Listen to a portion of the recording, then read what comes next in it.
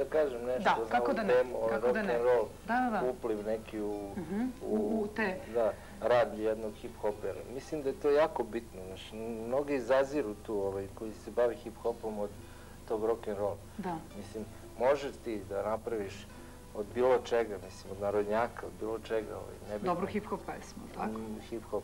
Ali, međutim, rock'n'roll, baza je jako bitna za jednu ličnost, za strukturu jedne ličnosti.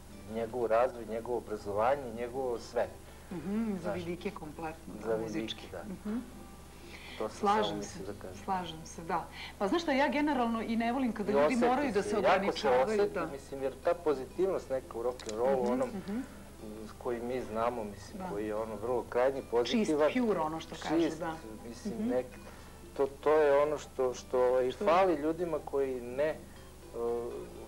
koji nisu upoznati sa rock'n'rollom ili ga ne prihvati toliko. I onda se ispoljava ili agresivnost ili ne znam ja neke totalno druge stvari. Pa da, ja generalno inače ne volim